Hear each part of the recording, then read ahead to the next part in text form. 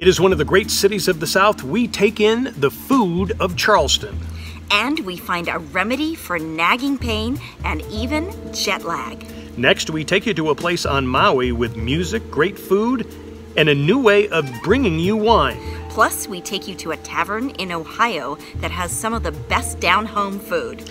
And then we take you to an old course that is made new again. Undercover Jetsetter is getting into full swing.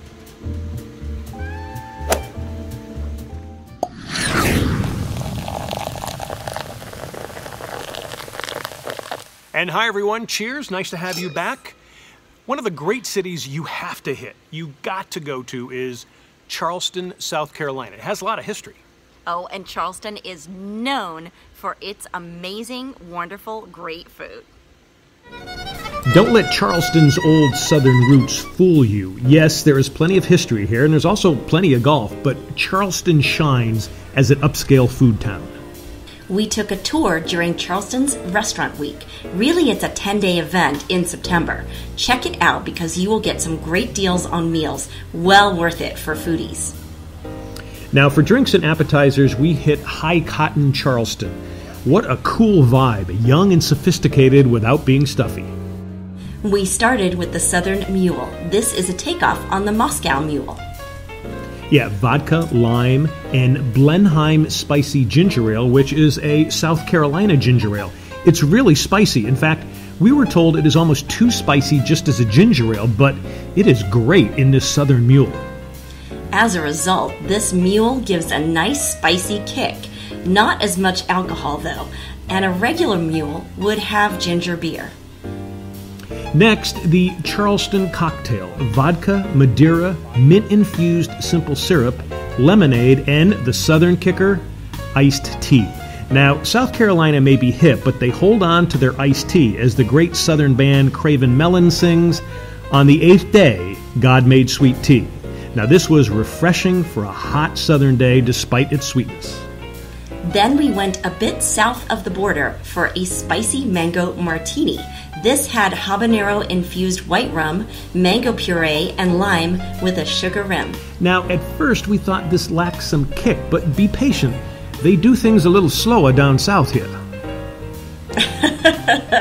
A few minutes later, that habanero-infused white rum kicked in with a nice prickly reminder on your tongue and the roof of your mouth. Now, for a bite, we had the Portobello mushroom fries. It comes with a béarnaise sauce. It was fairly light despite being fried. I liked it, but I might add some garlic salt. Then we walked down the street to Magnolia's. Make sure your taste buds are awake and ready for this new South menu. Again, a hip place with a great vibe. You can feel a bit of Nashville and Austin here too. Even the bread and the butter had something a little different. The sourdough bread was complemented by butter whipped with cream cheese and parsley. But don't eat too much because you are about to get blown away. Our waiter Willie was our guide for this tour. First, we had fried macaroni and cheese. Fried mac and cheese. It's actually mac and cheese casserole. So we make the mac and cheese with Gruyere cheese, white cheddar, and American cheese. There's barbecue pulled pork mixed into the mac and cheese, as well as collard greens and black-eyed peas. Simply cut sections of that off, and then deep fry it. Just dust it with flour, deep fried, and then serve with tomato butter that has a little bit of barbecue sauce mixed in the tomato butter. You know that's a sin? No, it's not a sin. That's great for the soul. That's great for the soul. Next, one of the best salads, the arugula crispy Brussels sprout salad. It's mixed arugula, shaved carrots. It comes with a white balsamic vinaigrette. And then we take the Brussels sprouts and shave them, deep fried, tossed in a reduced balsamic vinegar, and then a little sprinkle of Parmesan cheese on top of it. Now, to me, it's the Brussels sprouts. Yeah, definitely not. Like I said, I'm not a fan of Brussels sprouts, but I think they're phenomenal. And Magnolia's signature dish is, of course, fried green tomatoes. But this isn't traditional by any means. Okay, fried green tomatoes. You guys have put a twist on what's traditional Southern. There's something extra in this one. Well, tomatoes are marinated in buttermilk overnight. And then we dredge them in seasoned cornmeal, salt, pepper, deep fried. Served on a bed of grits that have a little bit of white cheddar cheese and caramelized onions cooked into the grits. With that, we have the tomatoes on top, country ham in between the slices. Tomato chutney is a sweet complement on top of the tomatoes themselves. And there's a savory sauce, tomato butter, at the base of the plate. So you've got about 6 or 7 tastes going on Oh yeah, there. well, fried green. Everybody does fried green tomatoes around here. It's just the accompaniments that you serve with that really makes your dish stand out over everybody else. Now, with the appetizers, we had Magnolia's own Chardonnay. It is labeled for them in Sonoma. It wasn't a big California, but a great compliment to the first dishes. Then we went with the McMurray Pinot Noir from the Russian River Valley. This was a very good Pinot. It had that distinctive Pinot taste with just a hint of Merlot, and it was perfect with these entrees. And we started with the braised beef short rib. Tell me what it is she has. You have braised short rib served over farro risotto.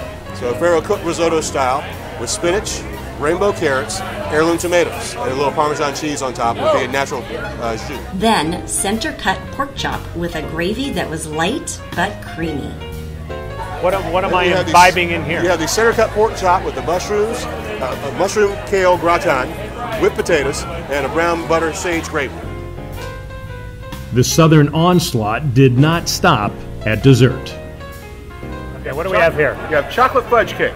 There is caramel sauce, fudge sauce, peanut butter ice cream on top, and candy peanuts. Basically peanuts, brown sugar, butter. No calories? None that I'm aware of. This one here, what's this You one? have a pineapple rum cake. It also comes with brown sugar, whipped cream, caramel sauce, pineapple coulis, and a little toasted coconut. Pineapple coulis? Pineapple coulis, a pineapple relish. Roasted pineapple puree, and a bit of sauce to plate with the caramel sauce. You know you're killing me here. No, no. Restaurants do it, not me. Another must is the Market Pavilion Hotel. This is a boutique hotel not far from Magnolia's. And we hit their downstairs bar at Grill 225, and there was nothing Old South about this. We had the Nitro Mellow.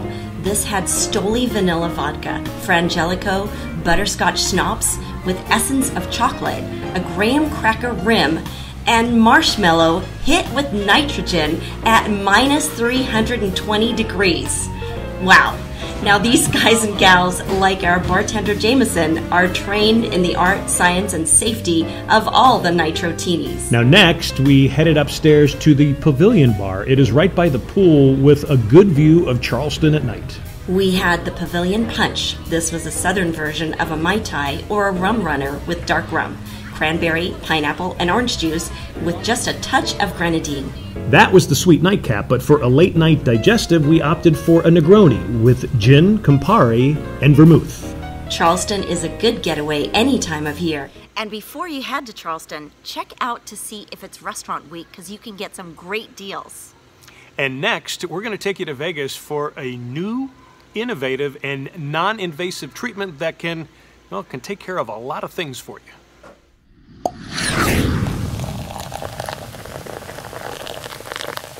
Can sound waves give you relief?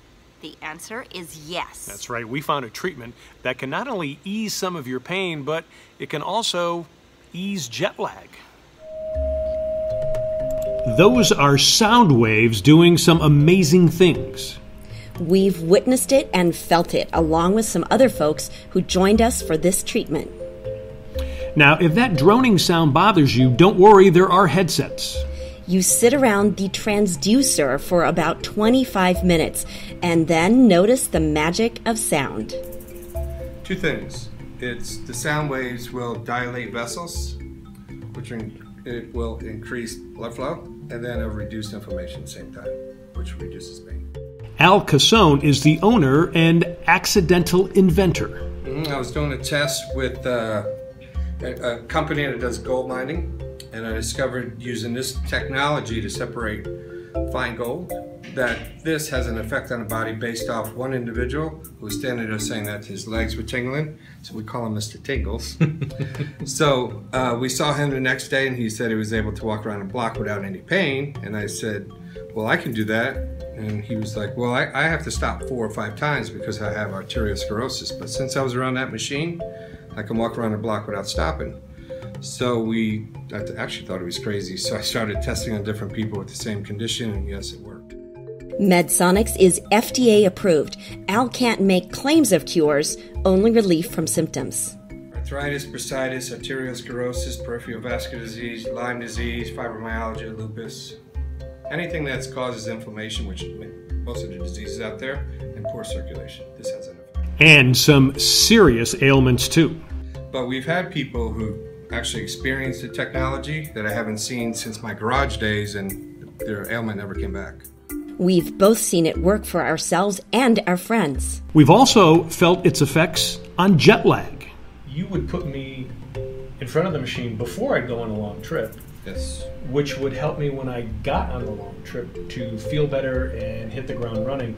And then when I came back after a long trip, usually I get that malaise, and you put me in front of it, and I didn't feel that. Now, why is that? Jet lag. Yeah, why is that? It's the body clock just adjusting quicker. And how does this do that? That we don't know. We don't have an answer for the jet lag. And Al says Medsonix has a definite answer for wine. We've brought wine that was homemade, and after Medsonix, it really was better. Why is that? Why does that happen? Because there's a chemical reaction that takes place. So when you age wine, you need gravity and time. But if you use a low frequency waveform, it just accelerates that chemical reaction. So 1 hour of this procedure equals 5 years of gravity and time. And so that is just the aging of a wine, not aging and getting old, but getting good. Right. And he is going to help wineries next. One of the processes that they have problems with is in the fermentation stage. So when it goes into fermentation tanks, it has to sit there, and the yeast does its thing, and the sugars, and it makes the wine. But now once that yeast is done and they get the alcohol content they want, they have to get that yeast to drop out. So that's the big problem, because getting the yeast out, some companies that have high quality wines, we use like caviar eggs, fish eggs, or certain shells from certain eggs to get that yeast to drop out. But we learned that by simply vibrating the liquid with low frequency, that because of the specific gravity of the yeast versus the wine, that once you vibrate all those molecules, that the yeast would start to drop out. But it drops down quickly. Oh, within hours. That As would opposed take to weeks. So whether you want your wine to taste better or you want yourself and your family to feel better, check out Medsonix. So what they need to do is just go to medsonix.com, and on that page we'll have cities and states where these machines are located, where they can access this therapy. Okay, and if they're flying into that area, just call ahead of time and get an appointment? Call, make an appointment. Right now we're going international. We're in Asia. We're in the Philippines, Manila. We're getting into the Asian market. And for us, Medsonix really works. Now, right now, Medsonix is only in Las Vegas, Los Angeles, and Naples, Florida. So if you were in one of those cities, give them a call and go check it out and tell them Undercover Jetsetter sent you.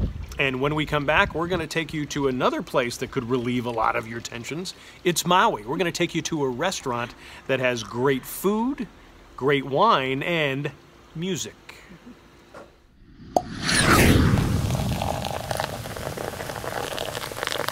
Now, we have taken you to Maui on quite a number of shows. And we're going to take you back to a restaurant that we went back to a couple of times so you could see it during the day and at night. When you hit Maui and you go into town, meaning old Lahaina town, you must hit Kimo's. We did a couple of times on our most recent trip. Now, first during the day, you can see the Pacific and even a glimpse of the neighboring island of Lanai. Kimo's offers great views, food, and drinks. At night, they offer all that, minus the views, and they add music. We were jamming with Uncle Willie K live. How can you beat flamenco music on a ukulele? Like nearly all restaurants in Hawaii, Kimo's practices farm to table. But Kimo's also has wine that is barrel to glass. The wine comes in the cask and is served like a beer, without the foam. Now, we've told you in other shows how this is a trend that will be sweeping the food and spirits industry soon because it keeps the wine fresher with less oxygen getting into the bottle. We tried the Line 39 Chardonnay from California. It is rich with a medium body and some hints of oak and tropical flavors. It is great on a warm day with the chicken or the fish.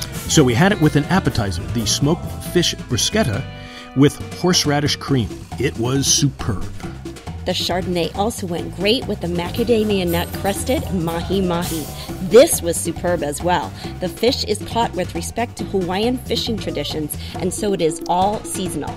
Look at how moist and juicy it is. Now, didn't you say your mom used to serve mahi-mahi to your cat? Yes, she did. And so I always thought of it as cat food. But Kimo's mahi-mahi has changed all that for me. That mac crust was so buttery and nutty, and the perfect complement to this fresh mahi-mahi. Meow.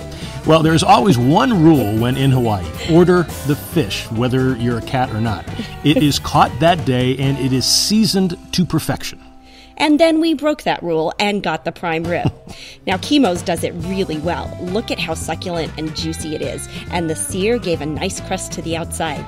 Now, with the prime rib, we tried the Line 39 Pinot Noir. It held up nicely. Now, usually a Pinot is too delicate for hearty beef like this, but this one complemented it perfectly.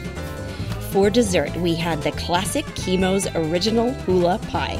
Yes, it is a big hunk of sweet stuff, but it's worth it. If you're counting calories, share it with your friend. After all, that is what Hawaii is all about, and you won't want to miss this chocolate cookie crust, macadamia nut ice cream, hot fudge with toasted mac nuts, and whipped cream.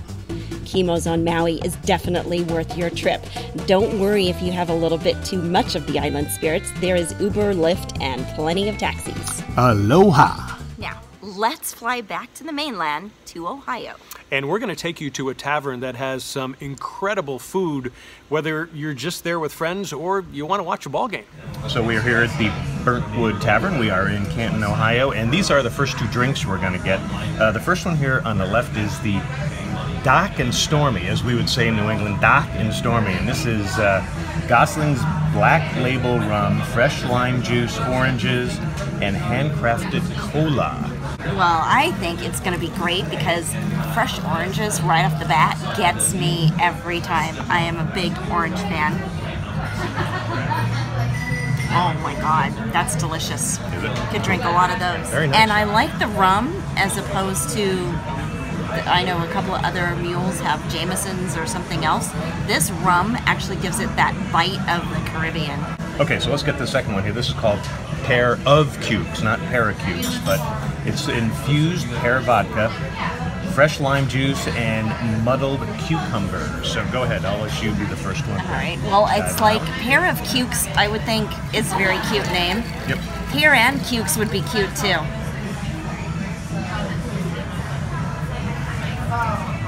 Ooh, that is going to be right up your alley. It's delicious. It's refreshing. If you like cucumber, you're going to love it. If you like pear, you're going to love it. That is another amazing summer drink. That's a prototypical summer drink. That's exactly what you should have. Okay, next we dove into some appetizers. These are the Tavern chips. Kettle chips topped with gorgonzola, garlic, bacon, and green onions. This has got to be something you could do at home, don't you think? Easily, yeah. I mean, they look fabulous. Let's see how they taste. All right, you first.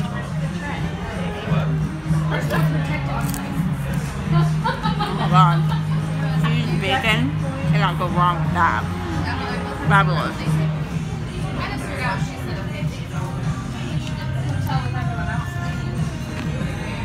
So great. I mean, it's creamy. The gorgonzola gives it a little bite. Onion gives it a little bit of a different taste. The sauce is fabulous. All right, so the next one was the Tavern Tater Tots, tomato aioli, chipotle barbecue, and peppercorn ranch. So those are the three. That looks fabulous. I'm going to dive into this one. You're going to cut it? Oh, yes. So it looks pretty for the camera. I'm using my fingers. I'm going with the tomato because that just sounds amazing, and it looks like cream of tomato soup. So, oh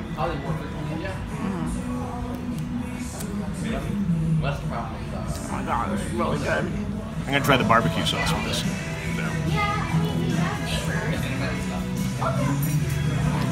Oh wow, this is a winter appetizer. Barbecue sauce got a little bit of heat to it. It's actually a nice kick. Okay, this is the fish sandwich. It is beer batter cod, shredded lettuce, and this is going to be really interesting. Jalapeno tartar sauce. Now that is getting my attention. Let's see how it is. Now you and I, we've traveled the world going for fish and chips. We've been to Hong Kong and London. I know this isn't fish and chips, but a fish sandwich, you got to kind of compare it to it. Well, and it's gigantic, so it's got to be good, right? It's Well, that you big. would hope so. It's a big piece of cod, yeah. That's good fish. It's fresh, it's crispy, it's tender, it's moist. It's kind of like everything you want in a fried fish. Wow. Giving Gordon Ramsay a run for his money, I would say. All right, I'm holding your end so it doesn't fall off for you.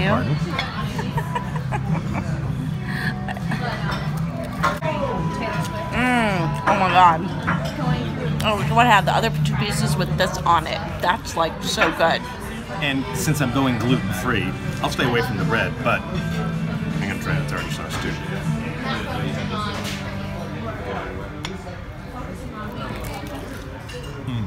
Oh, you're right. The texture is so light. Oh my God. This is a great piece of cod on top of it. The tartar with the jalapeno is not horribly spicy. You kind of get the feel of the jalapeno without burning your mouth off. Yeah. Oh, that's a great dish. Oh my God. That's a great sandwich. And again, you could have it without the bread, which is what I'll do. And the food there at the Burntwood Tavern was pretty incredible. Now we're going to go back there again because they have an incredible Bloody Mary bar. Oh yes, indeed, and you don't want to miss that. Now notice how we shot this episode. Let us know what you think. We did more on us experiencing the food as well as the tight shots on the food, which we like to call food porn. Yeah, and give us your feedback on Facebook, Twitter, even our YouTube site or Undercover Jetsetter. And check out our YouTube channel, Undercover Jetsetter, so you can see a behind-the-scenes sip on how we did this episode. And when we come back, we're going to take you to an old golf course that is new now.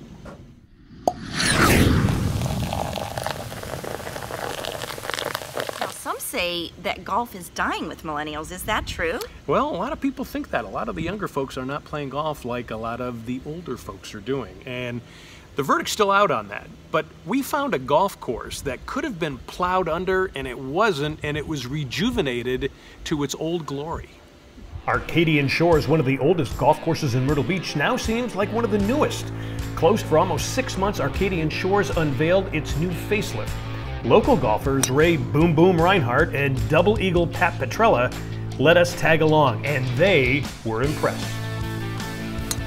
So I would have never come here had I not heard it had been renovated, and I'm really surprised at how they've improved it in a short period of time. When I came out here and played today, I wasn't really expecting too much, but it is probably in the best shape of any course I played this year in Myrtle Beach, which says a lot, because I mean, I've played you know, everything down south, played, you know, everything up north, you know, pretty high dollar courses, and this was actually in the best shape.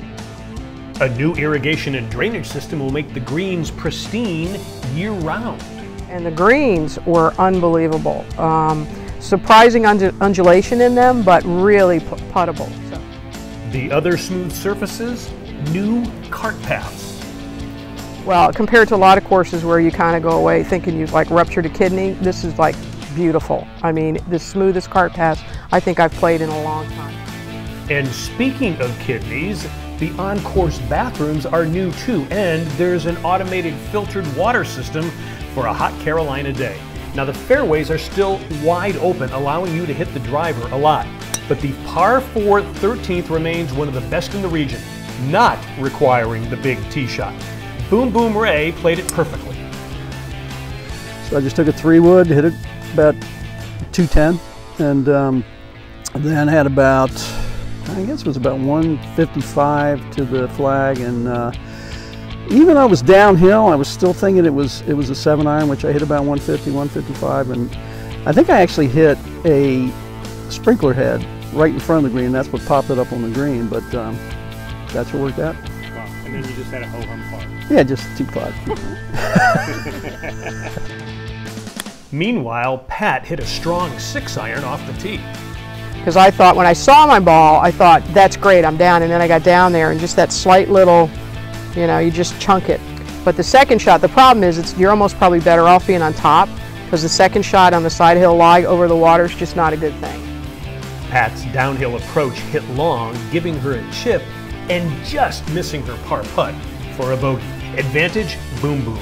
Now other facelifts at Arcadian are the practice range, one of the best around, and the new modern clubhouse. You can get libations and food. We tried the hamburger with fries and a chicken salad sandwich with fries. All perfect to sit and recall that round on this new old golf course at Arcadian Shores.